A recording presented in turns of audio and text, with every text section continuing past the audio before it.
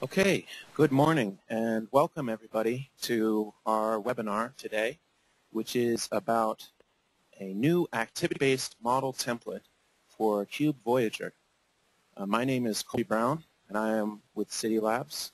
I've been hosting most of these webinars and I'm joined today by a special panelist, Mark Bradley of Bradley Research and Consulting, who worked with City Labs on the product that we're showing you today and discussing. And we are very, very pleased to have him with us on the line.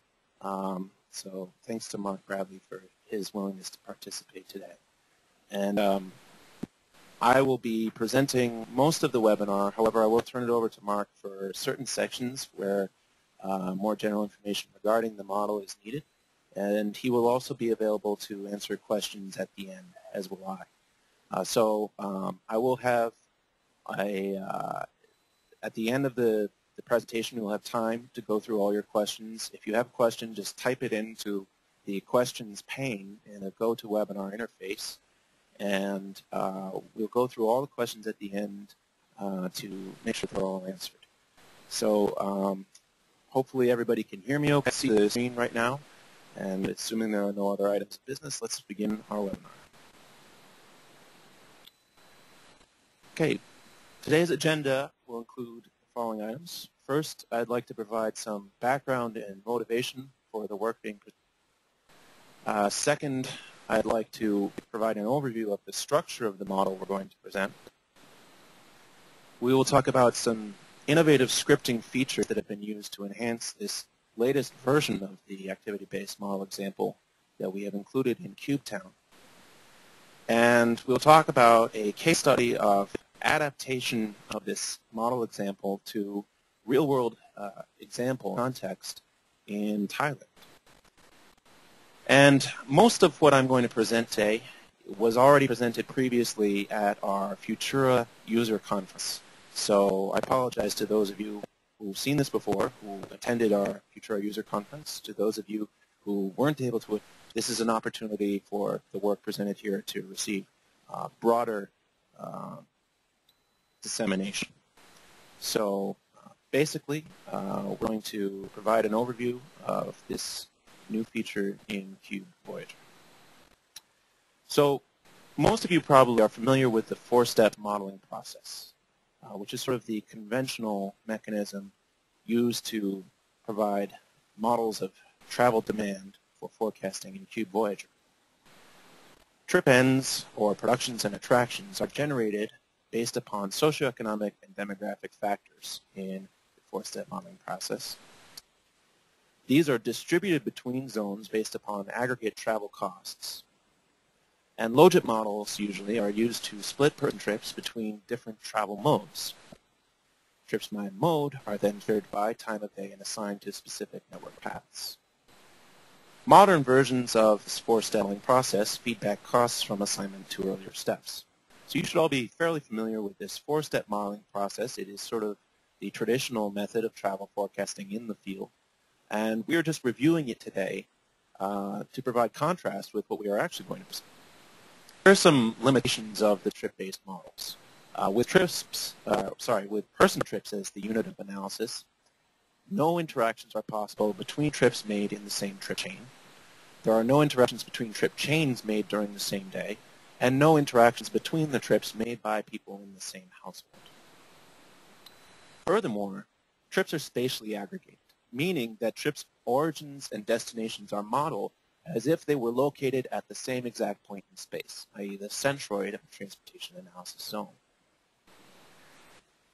Furthermore, there's a certain amount of demographic aggregation. All the households within a given zone are treated as identical or segmented along just a few dimensions. Also, there's temporal aggregation. Only a few periods of the day are considered.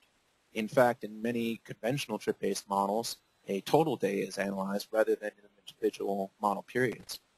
And the portion of trips made in each period are basically treated as constant.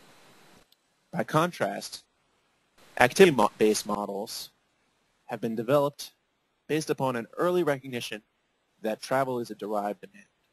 In other words, derived from a person's desire to engage in activities that happen to be spatially separated.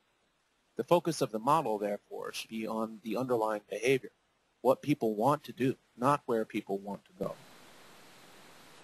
Some early attempts at implementing tour-based models were made in the San Francisco Bay Area, the Netherlands, Boise, Idaho, Stockholm, New Hampshire, and Italy. And there are current implementations of activity-based models ongoing in Portland, Oregon, San Francisco County in California, New York City, Columbus, Ohio, Atlanta, and the San Francisco Bay Area. So here's a general overview of activity and tour-based modeling structure. This is an alternative to four-step modeling approach, which is popular in the academic transportation research community and becoming much more common in practice, although still less so than the four-step model. Basically, it involves disaggregate simulation of travel behavior using synthetic populations based upon microdata, meaning individual records. Complete tours or chains of trips are analyzed rather than individual trips. For example, a trip from home to work to shop to home is treated as an entire chain.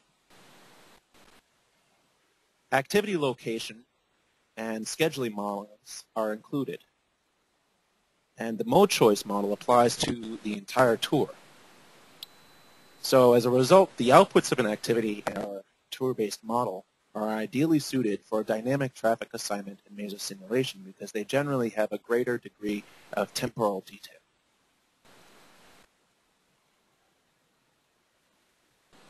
So City Labs, a few years back, engaged upon building an activity-based microsimulation model implemented completely in Cube Voyager scripting language with no external code. And this was a project largely spearheaded by our CEO, Michael Clark, who teamed up with an associate of his, a friend, Mark Bradley. And Mark Bradley worked with our staff, namely Victor Sue and Ken Bond, to do the original implementation. So why do this? Well, first, to provide a learning tool for potential model users. Second, to provide a potential forecasting tool for small to medium-sized metropolitan planning organizations. And also to provide a test bed for model developers interested in the concept. You might further ask, well, why Cube Voyager instead of blank? And you can insert your favorite real programming language here in the blank. So, most existing activity-based models that are being implemented are custom programs written by consultants in third-party programming languages. For example, Java, C++, C#, Python, R, any of a number of fashionable programming languages. However, there is a steep learning curve to develop and maintain these models in those third-party environments, simply because it adds another language in addition to Cube Voyager that the modelers have to learn. And it is relatively difficult to scale the model to match the resources. It just requires knowledge outside of the domain of Cube Voyager model tech. So we argue that using Voyager instead may offer some significant advantages, making the model intelligible to non-programming modelers, those who don't have knowledge of Java, C++, C#, Python, R, you name it, which makes the model easier to learn and use for that broader user base. It's easily scalable, meaning that we can use Cube Cluster for distributing processing. So this makes it a lot easier to scale the model up or down to match the resources available in a large or small metropolitan area. We argue here a little bit, and I'm not going to press too hard on this, but there are those consultants who say that you really need object-oriented programming in order to correctly implement activity-based or tour-based models. And I think that what we found in the course of doing this experiment is that you can actually get a lot of the benefit that they argue you get from object-oriented programming by having a better data model rather than a better object model. So I'm not going to go into this in too much detail, but we can have a relational database that describes all the objects involved in travel behavior, the household, the person, the trip, the tour, the destination, etc. And write procedural code that operates over these database objects. And the resulting code is both efficient and relatively simple. Finally, the model structure is transferable if we implement it in Cube Voyager, not agency or consultant specific. These are not programs that are written for a specific project or context in terms of location geographically, and they're readable and manipulated by anybody who knows Cube Voyager, who's a member of our extensive Cube Voyager user base. So here's an overview of the model system structure. First, we have a population synthesizer. Then we create some zonal accessibility measures using network analysis techniques. They're quite common. Then we have an activity and travel simulator and a travel aggregator, followed by a conventional traffic assignment with a feedback loop for equilibration, which means that we take the congested costs resulting from traffic assignment and we feed those back into the zonal accessibility measures and the activity and travel simulator. And the general form of this model structure is, of course, very much indebted to Mark Bradley's work along with John Bowman. And I have a citation here for that work's presentation at the European Transport Conference in 2005. But Mark is also on the line. I thought I'd take a moment here to give him an opportunity to comment and explain further about the history behind this and some of the specific locations where this model structure was developed. Mark, are you there? Yeah. Thanks, Colby. Can you hear me? Okay. Yeah. Sounds good. Okay. All right. Yeah, this particular model was coded about 4 years ago in script, Voyager script, and it's based on a model developed for Portland Metro and was used originally for a congestion pricing study there, and then developed further.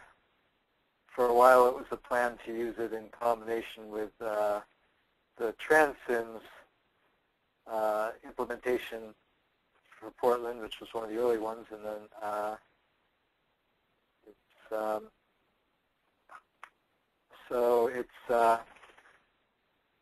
it's one of the earlier activity-based models, but it's a nice structure for this type of application because it's fairly straightforward. It doesn't involve a lot of reading a lot of different data files, record-based data files, which is something that, you know, if there's one trade-off that you have between the custom code and script language, it's usually in the speed. And for a lot of the really large MPOs, they just really need to have the fastest code possible for this type of thing. That's not so much the case for maybe medium size or, you know, anything but the large, you know, for MPOs that don't have millions of people in them. So so this was a case of a model that, you know, had, I would say, 90% of, or 80 or 90% of the good features of activity-based model, but it's not, since this was programmed, there have been a lot of other implementations in places like Sacramento and Seattle and Atlanta, and you know, and there's ongoing implementations now in Los Angeles and Phoenix and you know, Boston just put out, or Denver, Boston just put out an MPO. So Chicago is going that way. So probably most of the largest 20 or 25 MPOs in the country are sort of contracting their own models, which are typically one of the, I guess there's about 3 families of standalone software these days, depending on, you know, which consultants they hire to do the work.